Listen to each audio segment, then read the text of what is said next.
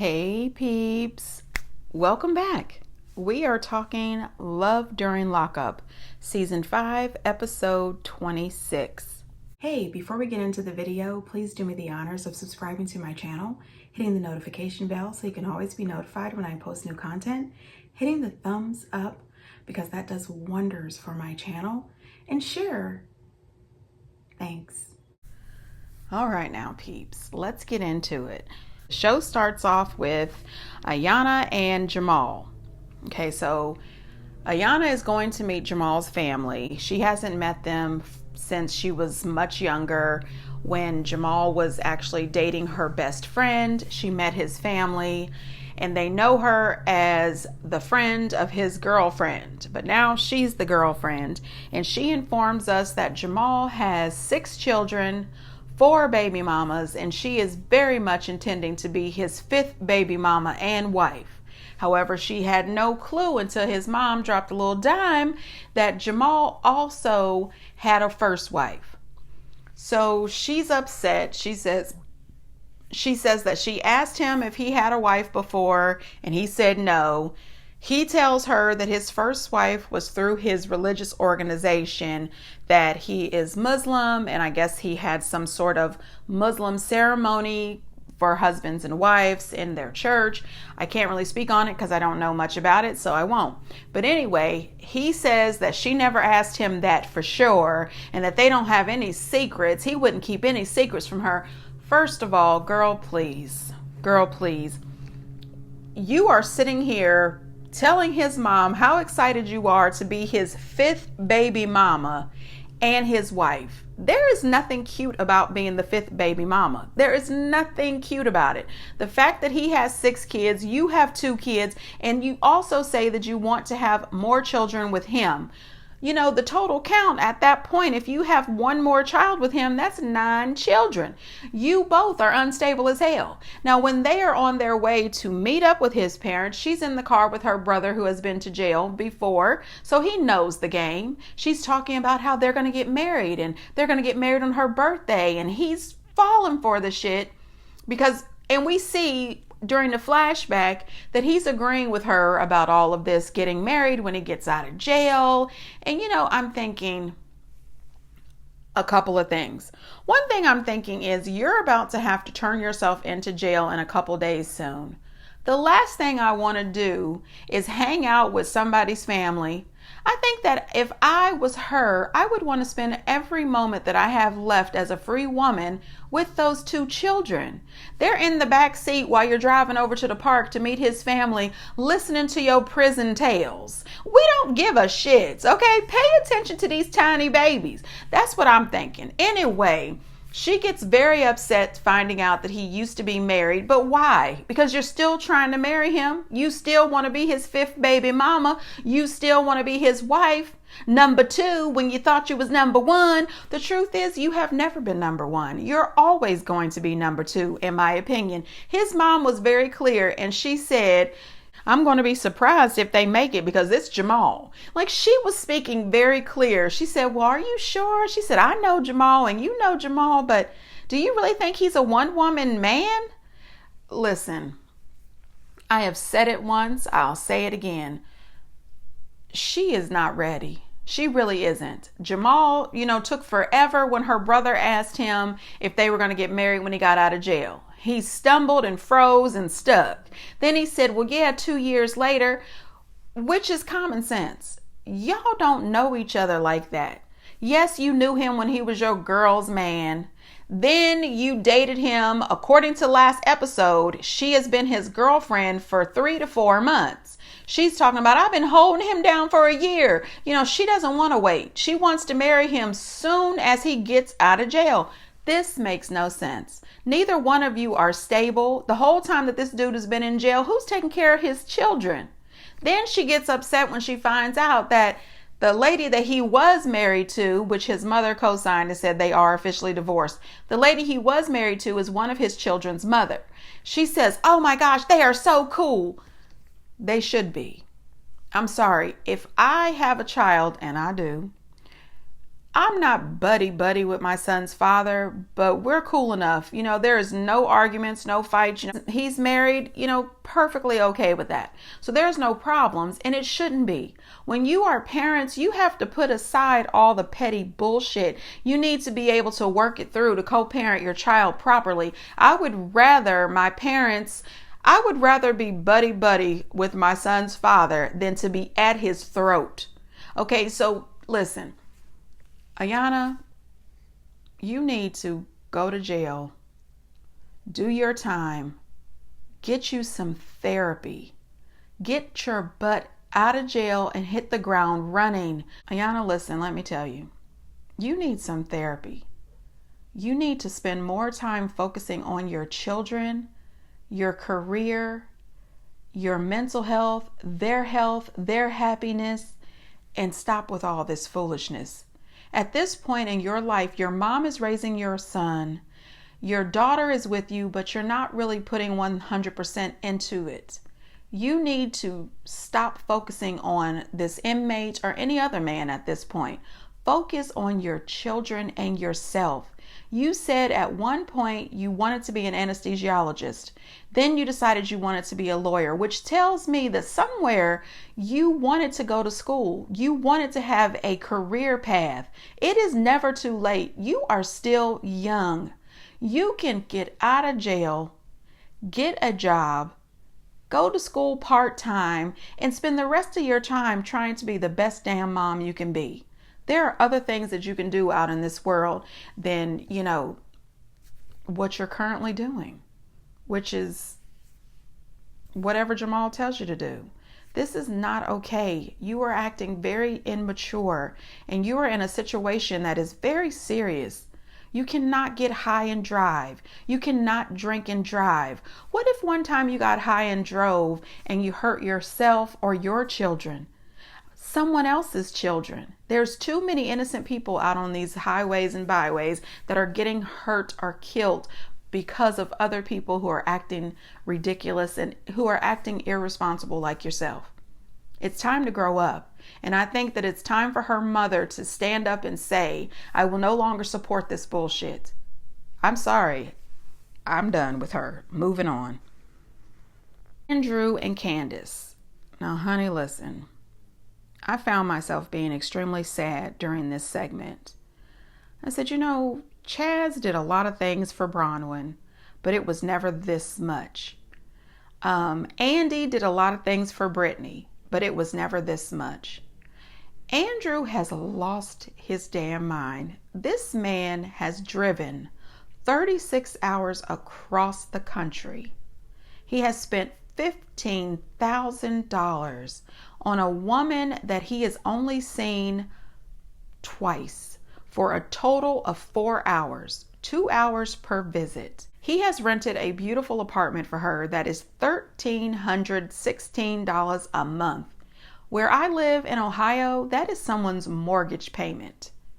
That's a little bit less than my mortgage payment. This is ridiculous. This is ridiculous. Not only that, he packed up that huge truck with all kinds of things that he bought for her to furnish her apartment. Soon as he arrives in Las Vegas, this dude goes to a furniture store and buys furniture for her apartment, went over his budget by an additional $1,000. Her friend is over there sneaking off in the bathroom. She says, oh girl, he is sprung. You're going to be able to get whatever you want out of him. You are about to run him. And that is true facts. That is true facts. I feel bad for him because this is not going to end well. He looks so excited and so happy about picking her up. Then come to find out that it's absolutely possible that that apartment is going to sit there completely empty because she may have to go to a halfway house and he has to go back to New Jersey to work. And that apartment that he just furnished is going to possibly sit there completely empty. She's all excited. Oh my God, he got me an apartment. He furnished it and a truck. So I'm assuming he's supposed to leave that nice truck there for her to drive while he flies back to New Jersey. This is absolute craziness to me. And her friend says, oh girl, he is so sprung on you. He's going to definitely move here. He's going to be here before you know it. He has a life back in New Jersey, a job and a child. She's got a child there that I understand she wants to make sure that she has some sort of custody rights before she ups and moves to New Jersey to be with him. I get it. But I think the best thing that they should have done is for him to save his money and his time and keep his butt right there in New Jersey, continue to love her and support her from a distance. She could have moved in with her good friend Denise while she worked out her custody situation with her son. I don't love this for Andy. I think that Andy is going to be broken-hearted, and absolutely devastated by all of this in the end. Andy, you put the T in trick. She is using the hell out of you. You are about to see that you have made a huge mistake. You pulled down some of your 401k money for this. This is not appropriate. I'm sorry, and I do feel terrible for Andy. What do you guys think? Get down in the comments. Shantae and True. Honey, listen, I'm so sick of her. I mean, seriously. This dude is straight up clowning, fooling, and bamboozling this woman. She gets these pictures sent back. She says that she sends pictures to him every day. I said, but why? Anyway, she sends pictures to him every day. These pictures get returned. And she calls the jail because she wants to find out. And the whole time she's doing all this, I said, why are you doing this in front of your daughter? But it turns out, her daughter's got good sense. Her daughter says her mom has been through it when it comes to men, that her mom has had some very bad relationships in the past, and she's always looking for love in the wrong places. And her mom says, never date somebody from prison. And she says, you don't have to worry about that for me. I would never date somebody from prison. She says that she definitely doesn't trust True, and she absolutely thinks that True is using her mom and that her mom is going to get hurt in the end. And that is all true. She is. She calls the prison and they tell her that his items are being returned for either one, there's explicit stuff coming through, or some sort of contraband, or he's in the hole. And she says, well, I just talked to him, so I know he's not in the hole. So clearly he's got other women sending him photos, the women that he's really interested in, because as he says to production, she's the first black girl that he's ever dated. And he's looking at them talking about he's attracted to her, but he can't look them dead in the eye. You can tell he's absolutely lying. Then she gets him on the phone and he's dancing a full jig, acting like he has no idea why her packages or photos would be returned. He has no idea why they're returning his things. But then his friend Two Braids sent him some pictures of some, girls. I said, you mean women that you're attracted to? The women that you normally date? He sent you those. Okay, listen, he's a liar. And she knows he's lying, but she doesn't want to believe that he's lying. Because if she faces the fact that he's lying, she's going to have to face the fact that you have been tricked, bamboozled, and slicked out of several $1,000s. You have been conned into moving cities. You are opening up a business on the back of this fake ass love relationship. Listen, I'm over it. I'm over it. You are too grown. You are the mother of 2 or 3 children. Girl, listen, snap the fuck out of it. That's all I'm saying. Snap out of it. I'm sick of this. Why can she not see this? The writing is on the wall. As a matter of fact, the writing is on your forehead. If you just turn around and look in the mirror, just turn around, look in the mirror. It says, you're a fool, right across the front of your head. You're being a fool. I'm moving on. Rick and Samantha. Honey, listen, Rick was a player. One of the original players from the Himalaya. Okay, Rick was getting ready for his 40th reunion, 40th class reunion. I said, oh shit, Rick is here to play. Rick was, back in 1983, when Rick graduated from the high school, honey, listen, Rick, he was spreading it low and wide. Okay, all the ladies was on him. Let me tell you, them ladies got together at this meet and greet. This was some kind of party that somebody was having before the actual reunion, which was going to, go down either Later that night or the next day, I don't know, they were pre-gaming for a good old time. They standing around tossing Rick stories, Oh yeah, back in 2020, when COVID hit, Rick and I, they was talking about it, Turns out that there's two ladies at this reunion that were super excited about seeing Rick, Carol and Sandy. Okay, Sandy had reached out to Rick via FaceTime to let him know that she was definitely coming to the party, honey. And she couldn't wait to see Rick because she want to jump back on, if you know what I mean. Anyway, Carol is at the party, and honey, listen, Carol has had several drinks, and Carol wanted to know if there was any cross-contamination, was she riding on that thing at the same time that Sandy was? I was entertained. I said, what? Listen, I'm nowhere near close to my 40th class reunion, but damn, I'm just saying, I'm looking forward to it. Anyway, Rick is telling Samantha that, he doesn't know if it's a good time to tell everybody about them being engaged because, he don't want to upstage anybody's event. None of his friends know, except for his two nieces, which is family, but none of his friends or other family knows that he is engaged to Samantha.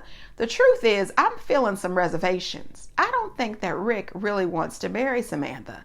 I think that Rick felt obligated to ask her to be his wife because she can't leave the States to be with him unless she is his wife. I don't think this relationship is going to work out. Sandy is in jail and she is feeling all sorts of jealousy and FOMO. She wants to be at the party. And I have a feeling that if she was at that party, we would have seen some sparks fly. Okay. And I'm not talking about the good sparks. I'm talking about somebody would have ended up in that pool. It would have been just like the Real Housewives. Anyway, honey, Rick is definitely not ready to be married. Rick should not be married. And I don't even know if Rick should be at a party where people are drinking and acting a fool because he's 2 years sober, but I don't think Rick was ready. He shows up to the party and all the ladies, hey Rick, you would have thought that it was still 1983 and Rick had just walked off the football field after scoring the winning touchdown. I almost said field goal, but is that a thing in football? A goal is for soccer. A basket is for basketball. Shit. Anyway, I don't know a lot about the sports. My son played several sports, including fencing. I just cheered with the rest of the moms. Whatever they said, I did too. When they said defense, I did too. When they said offense, I did too. Hell. Maybe that's why I'm not married. I don't know a damn thing about the sports. Oh, God. This is not even about me. Anyway, Sandy gets to Rick as soon as he gets there. Step off to the side, have a little conversation. Anyway, she says, well, Carol told me that y'all had hooked up. Did you hook up with Carol? Like, hook up with Carol? And he says, well, yes. We had, a hookup, which is the sex, at the Wood Lake Park or the Westwood Park. I think it was Westwood Park. I said, well, what the shit? You are not a gentleman, Rick. Why are you doing this? You done embarrassed this woman down to this pre-game, pre-reunion, 40-year reunion party. She don't need them people to know that she was busting it open at the Westwood Park at her grown age. Damn it. So then Carol comes sauntering up, right? And Carol pulls him off to the side, they can have a little conversation. And he says, well, I just remember that we went down to some restaurant and had some good old frog legs. And then after that, he said, did we hook up at the Westwood Park? And she said, no, not there. I said, oh, thank God, Carol, you're on TV. Your kid's gonna see this. Anyway, Carol pissed me off because she said, I sure miss when you used to drink. I said, what, Carol? And she said, you used to call me more. I said, oh, Carol, it's getting worse and worse by the second. Carol, why do you want Rick so bad? Because clearly he had to be liquored up. Blame it on the alcohol. Rick thought he had, bang it out down at the Westwood Park. I mean, this is too much. Rick needs to be sober. So anyway, Rick gets a phone call from Samantha because Samantha, she's feeling the jealousy and the FOMO.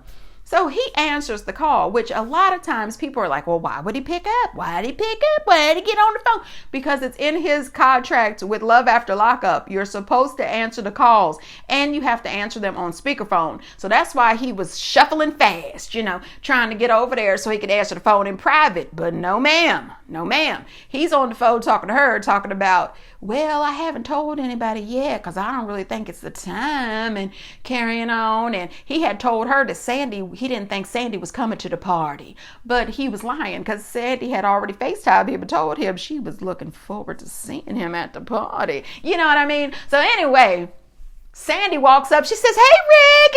And and then Samantha said, hello. Samantha wasn't here for the bullshit. She's like, this Samantha. Next thing you know, here comes Sandy. Hey, Samantha, we used to party together in high school. I said, oh, God. Not only do they look alike, they used to party hardy back in 1983. Anyway, Samantha wasn't here for the bullshit. He says, well, Samantha's not here this reunion because she's in jail.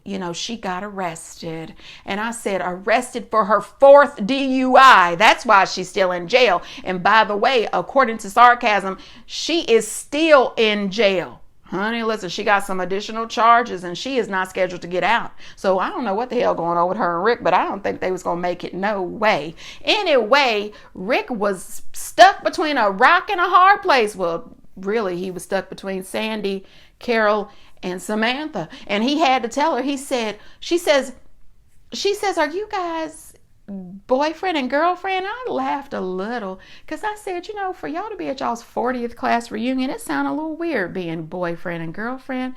Is it just me? Anyway, so he says, well, we're actually engaged. And, Sandy quickly said, well, congratulations, I'll let y'all talk. And she walked off. But the truth is, Sandy don't give 2 fucks, okay? Sandy could care less. She gives zero fucks about this. Next thing you know, we see Sandy with her arms wrapped around Rick. I said, honey, Sandy knows what she wants and she came for it and she ain't leaving till she gets it, all right? I don't care what nobody say. By the end of this weekend, 40th class reunion, Sandy is getting some Rick. I'm just saying. Anyway, peeps, get down in the comments and let me know what you think. And until next time, bye.